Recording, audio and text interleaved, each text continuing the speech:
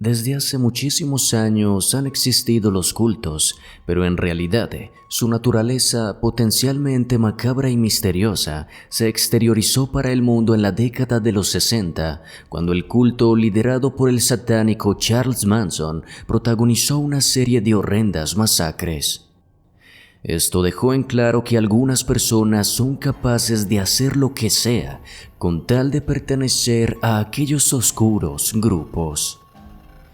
Sobre lo que ocurre en el interior de estos cultos, todo está envuelto en el misterio, pero hay un hecho que es conocido para todos. Una vez entras a un culto, jamás podrás salir de él.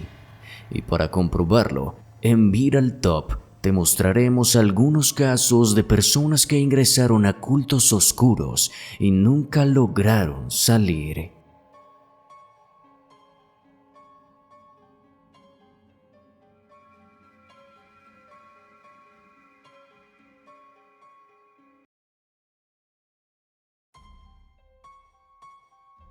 Eran las 6 de la mañana del 20 de diciembre de 1961, cuando Brian Dutton, químico de profesión, regresó a su casa luego de haber trabajado toda la noche en un laboratorio del centro de Liverpool.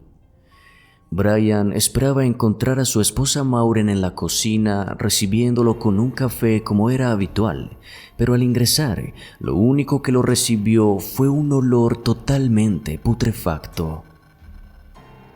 El hombre se dirigió a las habitaciones de su esposa y de sus hijos, pero no encontró nadie allí, así que bajó al primer nivel nuevamente y se dirigió al comedor para toparse con la escena más horrenda que podría imaginar. Maureen, su hermosa esposa de 27 años, se encontraba tirada en el piso completamente ensangrentada y sin ningún signo de vida. Su hijo de 2 años estaba sentado en un sillón en estado de shock, mientras su pequeño bebé de 22 días estaba dormido en la cuna.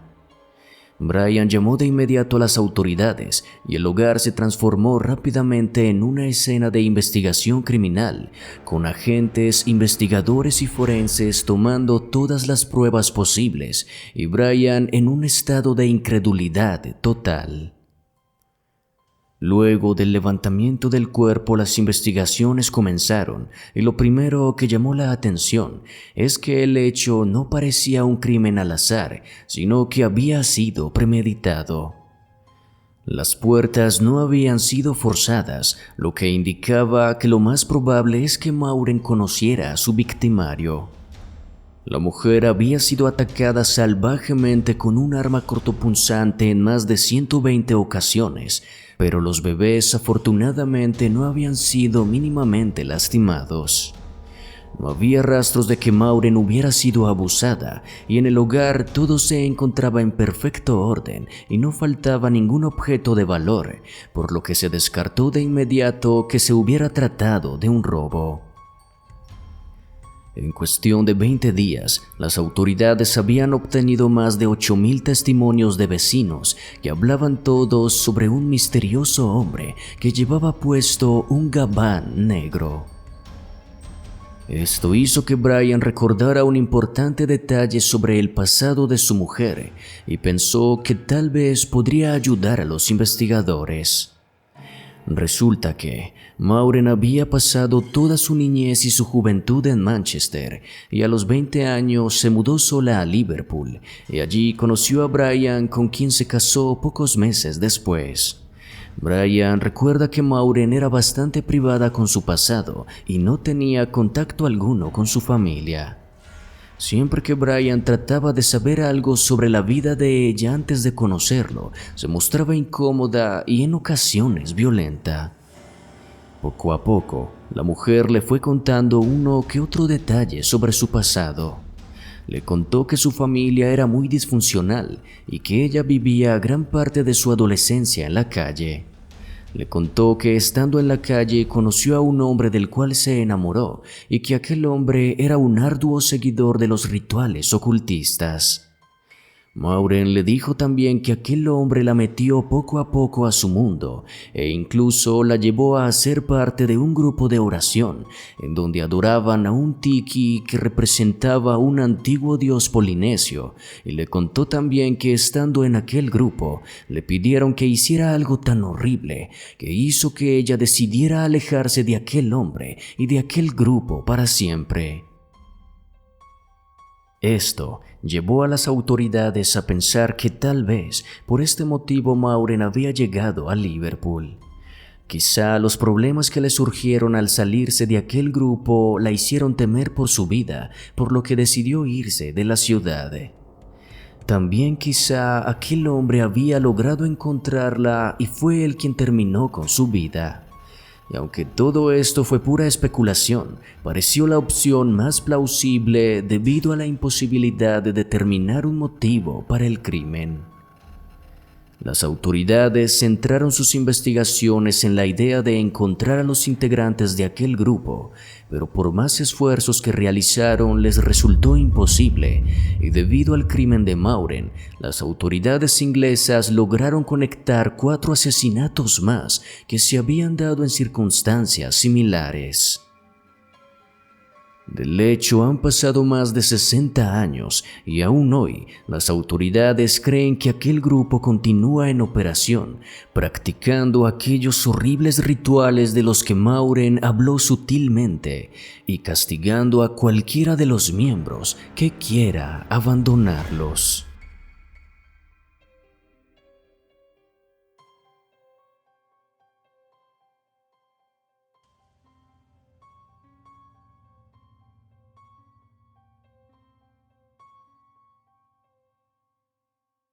Charles Southern, de 39 años, era un profesor universitario de inglés en una universidad de Chicago, quien siempre tuvo una vida completamente normal.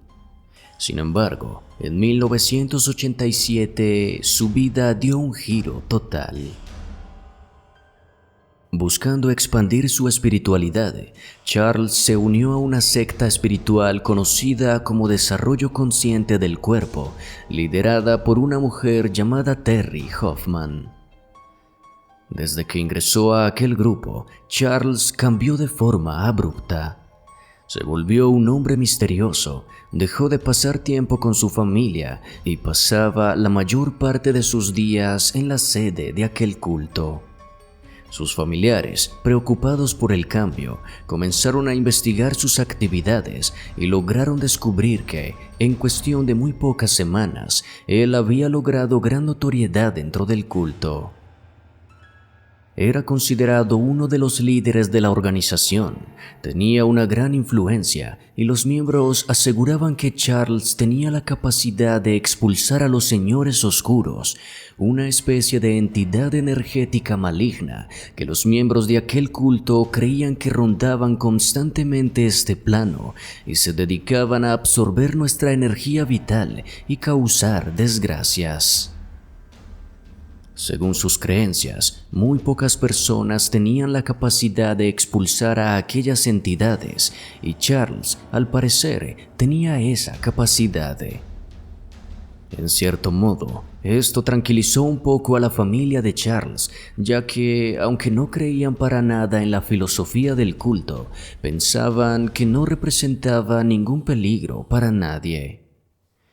Algunas semanas pasaron y todo continuó igual, hasta que un día, Charles, bastante emocionado, les avisó a sus padres que viajaría a la sede principal de la organización para tener una entrevista privada con la líder.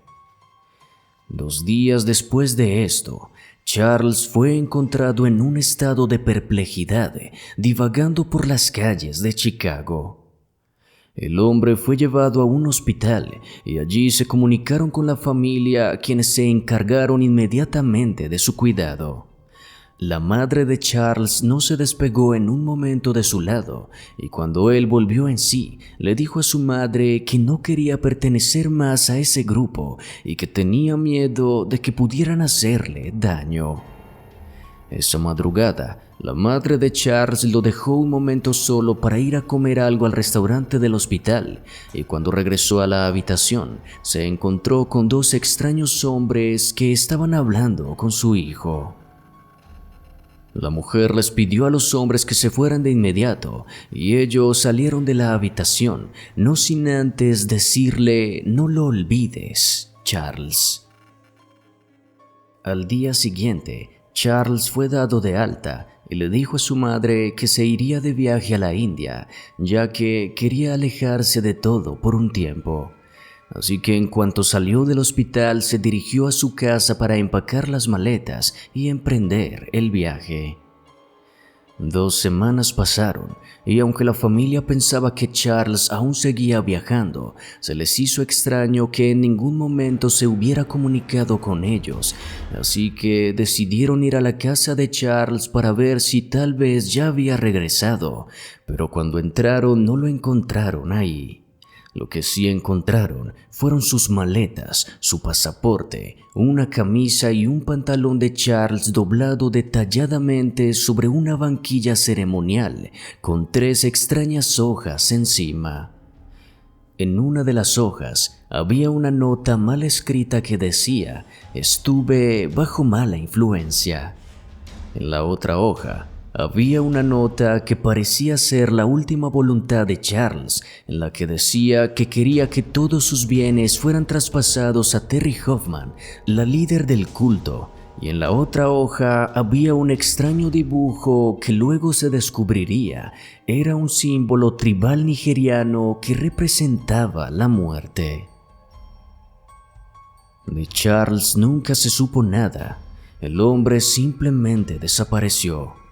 En ningún momento salió del país y no hubo rastro alguno de su paradero. Las autoridades trataron de incriminar a Terry Hoffman en la desaparición del hombre, pero no hubo ninguna prueba que la conectara a ella o a su culto con el hecho, y la desaparición quedó en el más oscuro de los misterios. Sin embargo, todo parece indicar que esta enigmática conclusión se debió a las intenciones que tenía Charles de desvincularse para siempre de aquel misterioso culto.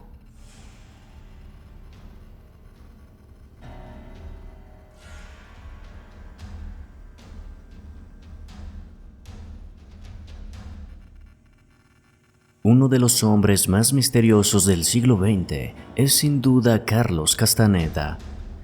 Antropólogo, escritor, espiritista y brujo, Carlos creó una narrativa enorme en torno a sí mismo e hizo que la historia de su vida coincidiera con las palabras que dejó plasmadas en sus libros para la posteridad. Aunque siempre se presentó como un brasilero de origen noble educado en Italia, sus documentos demuestran que en realidad nació en Perú, en la ciudad de Cajamarca el 25 de diciembre de 1925. El imaginario de Carlos nació principalmente en torno a su primer libro titulado Las enseñanzas de Don Juan, en donde narra las vivencias que tuvo junto a un poderoso brujo y nahual yaquí mexicano. El libro terminó convirtiéndose en todo un éxito y continúa hasta la actualidad como uno de los títulos más vendidos en el mundo. Todo lo referente a Carlos es un intrigante enigma, pero su historia la dejaremos para después. Por ahora, nos centraremos en la historia de sus amantes, 5 mujeres conocidas como las Brujas de Castaneda, quienes, junto a él, dirigían el culto llamado Clear Green.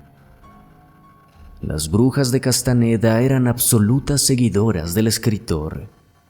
Ellas nunca dudaron en que los conocimientos y los poderes sobrenaturales que Carlos poseía eran ciertos, pues para ellas él era prácticamente un mesías. Toda la filosofía de Castaneda estaba en torno a la tensegridade, una técnica milenaria de conocimientos que habían pasado a él y a otras 25 generaciones de chamanes antes que él. El culto Cleargreen se estableció para promover estas creencias y se realizaban talleres y conversatorios que eran presenciados por cientos de personas. La organización de este culto giraba alrededor de las brujas de Castaneda, pero a su vez, las brujas giraban únicamente en torno a Carlos, su líder y Mesías. Por eso, cuando él murió, todo se volvió un completo misterio. Al parecer, Carlos murió de cáncer de hígado 2 meses antes de ser encontrado en el complejo de Los Ángeles, en donde vivía con sus amantes, y para cuando eso ocurrió, de ellas no había rastro alguno.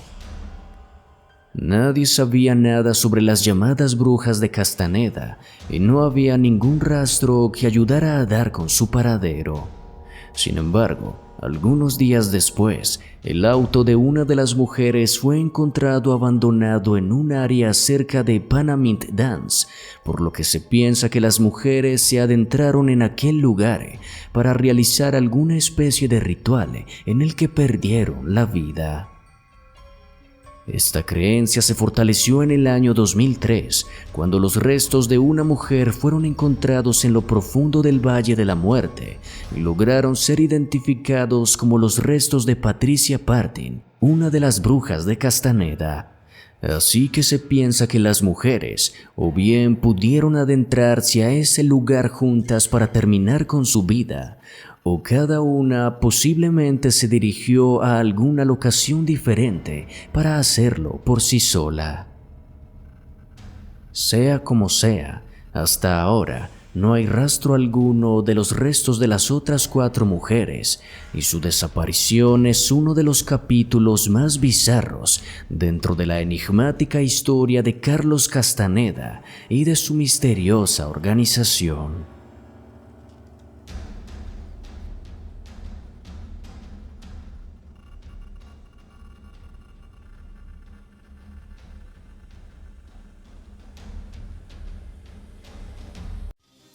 Y eso es todo por ahora, amigos. Muchas gracias por ver el video y apoyarnos. Si lo disfrutaste, por favor no olvides darle like y suscribirte. También es importante darle a la campanita, ya que así recibirás las notificaciones cada vez que subamos contenido. Si quieres y puedes apoyarnos de una forma más directa, no olvides unirte a la familia de miembros del canal y comenzar a disfrutar de beneficios únicos que incluyen publicaciones y series exclusivas, además de muchas ventajas que te harán vivir el terror de una forma mucho más inmersiva. Te invitamos también a seguirnos en nuestras redes sociales. Estamos en Twitter, Facebook e Instagram, pues en ellas podrás encontrar contenido completamente exclusivo. Igualmente, encontrarás los links directos abajo en la descripción. Así que nos estaremos viendo en una próxima ocasión. Hasta pronto.